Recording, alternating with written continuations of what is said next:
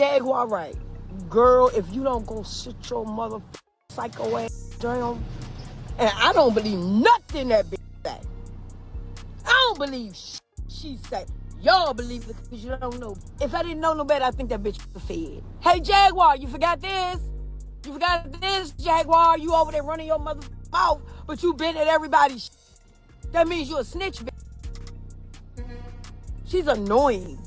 She's annoying. And I don't trust this. Hold on a second. Not Ally Carter turning on Jaguar Wright like that? Like, what? We're talking about Ally Carter, the same woman who was exposed by the industry and backed by Jaguar when the world called her delusional. And now she's accusing Jaguar of profiting off Diddy's victims and, brace yourself, trying to rig the Diddy trial. Yes, sis, you heard right. This isn't just betrayal. This is betrayal with receipts. Ally Carter is done being silent, and she's putting Jaguar all the way on blast. Apparently, Jaguar, who built her brand as the bold whistleblower, might not be so squeaky clean after all. And Ally, she's got the screenshots, the footage, and the details to make you completely rethink everything you thought you knew. Jaguar used to be one of the few voices defending Ally. When everyone else dismissed her as unstable or crazy, Jaguar stood by her. But here's the thing, Ally never felt that loyalty in return. She was always suspicious of Jaguar. And now, she's letting the world know exactly why. The drama exploded after Ally accused Jaguar of taking money to spin the narrative in Diddy's favor. Y'all, people were gagged. Like, how could two women who seemed so aligned in fighting the industry end up on opposite sides of the battlefield? But wait, it gets crazier. Jaguar didn't just talk about the trial. She showed up day one in court with her own personal security, like she was prepping for war. She claimed she was there to protect herself in case Diddy's people tried anything.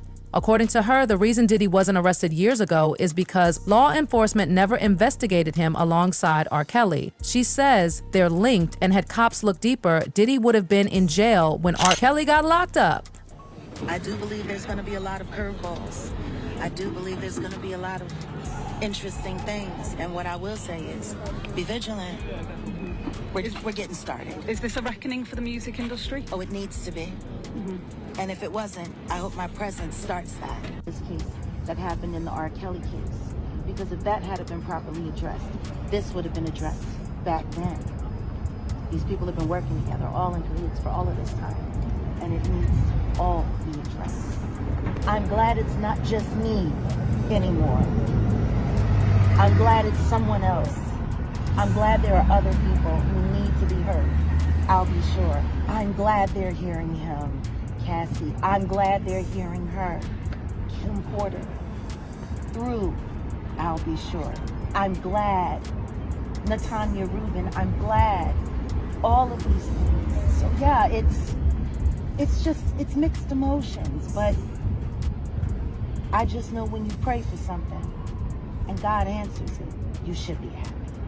But Ally says no, that courtroom appearance, fake. A whole performance. Ally claims Jaguar was there to make it about herself, not the victims, especially not the children. She says Jaguar is being paid by the same industry she claims to expose, and her whole purpose is to mislead us while taking out targeted individuals. Ally's stance?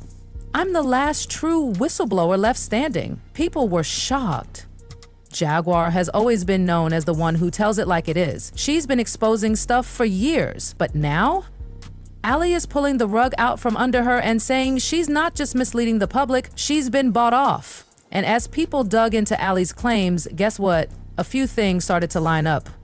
Unlike Jaguar, Ally doesn't make herself the center of the story. She's always focused on the victims, especially the kids. Jaguar, she'll go off on these huge rants that twist into something else entirely. But Ally doesn't play. Remember when she spilled the darkest tea of all about Diddy's so-called all-black party? Chilly, this wasn't about wardrobe. Ally claims it meant the children being used, violated, hurt, trafficked were mostly black. She said these kids were kidnapped or smuggled into the country as part of Diddy's horrific underground ring. And how does Ally know? Because she was there at 15, forced into things no child should ever endure, made to engage in stuff with grown men and women. Her words, not ours. Watching an episode called Pig Night, when I went, they tried to feed us.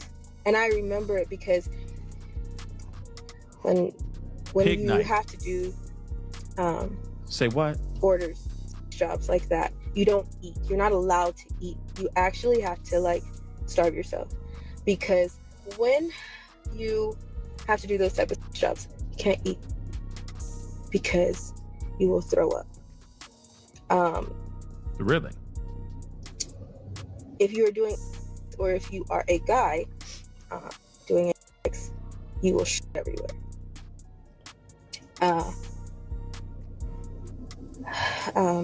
Oh boy. When this happens, your parents will get mad at you. Really mad at you. And if that is a fetish for someone, they use that to their advantage. So if you throw up on someone, you will have to eat it. If you someone, you will have to lay in. And it doesn't stop there. Allie dropped something so vile, so disgusting, it left people absolutely horrified. She said some of Diddy's associates had a twisted fetish. They'd hand-pick boys, feed them certain foods to cause stomach problems, and then record them soiling themselves. Then, these kids were made to lay in it, and the worst part? The enjoyed it. They recorded it. There are no words. But right now, I think a lot of people are not ready for someone to tell you that there are 3-4-year-olds that people take pride in sticking bars up children. I don't think people are going to be able to stomach the fact that people tie 2, 3, 4, 5-year-old children to horse stables and have horses and dogs raise them, and then they get off on that. I don't think people are going to be able to stomach the fact that people hang children upside down in satanic ritual abuse meetings, and they literally hang them. Literally, by metal prongs, they hang them to get blood dripping out of them, and people go up under and like you're under a rainfall to take their blood. There are situations that I don't think people are ready for. We're not touching the seriousness of trafficking. Like, the videos that I've made, the videos that I've started to make, this is not even touching. This is the gist of it, and I think so many people are quick to raise a sign and say adrenochrome, but you don't know what it means, and you don't know why it's such a thing, why it's such a strong thing in trafficking, and how what makes it so strong.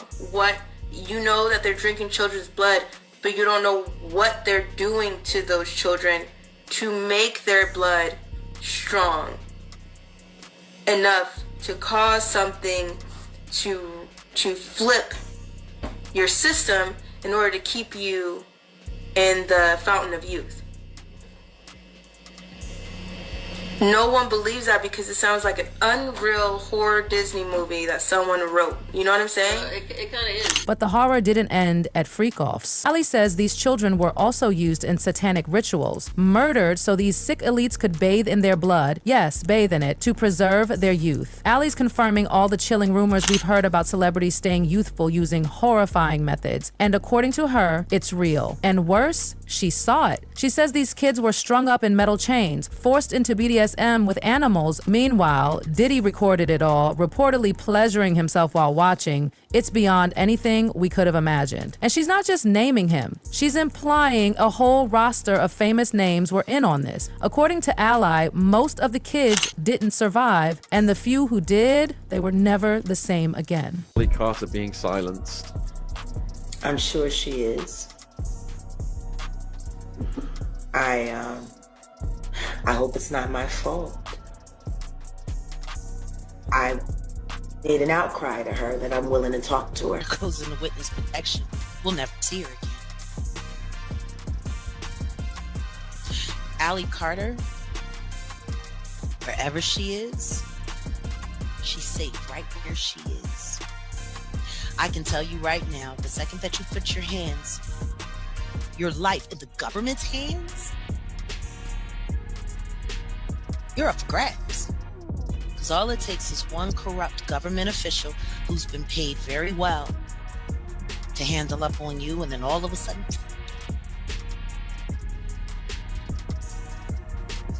leave Allie Carter alone. And leave me alone. Do you know what a score that would be for the Illuminati if they could get me and Ali Carter together at the same time? So knowing all this, fans naturally assumed Ali and Jaguar would be this unstoppable duo. United, ready to destroy the darkness. But nope, Ali never bought into Jaguar's performance. Jaguar may have defended Ali when she first came out, but Ali never trusted her. She says Jaguar's whole truth teller act is just that, an act. With those wolves in truth teller clothing. They want you to give them a Patreon, subscription fee, all the money, and I think people have got into this mindset of if I want the truth, I have to pay money for it. For waiver from the children, a lot. How many times do they tell you about the children? How many times do they tell you to get up for the children? How many times do they call you to action for the children? How many times do they not waiver from the children unless it's trending? When do they talk about the children? Do they only talk about it when it's trending?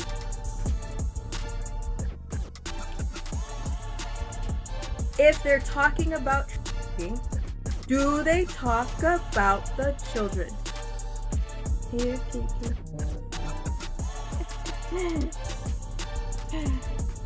I don't believe in panthers. I believe in a kitty.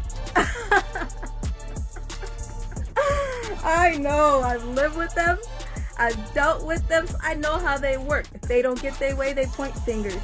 When they don't get their way, they pull things like Jay-Z pulled when he all of a sudden he don't know. Ali claims that as soon as people started to believe her, Jaguar got jealous and started threatening her behind closed doors. And Ali was confused at first. Weren't they fighting the same fight? That's when she realized the truth. Jaguar didn't want justice. Jaguar wanted clout. This was all a game to her. She didn't care about the victims. She just wanted the fame and the money that came with telling half-truths. Don't clout chase me.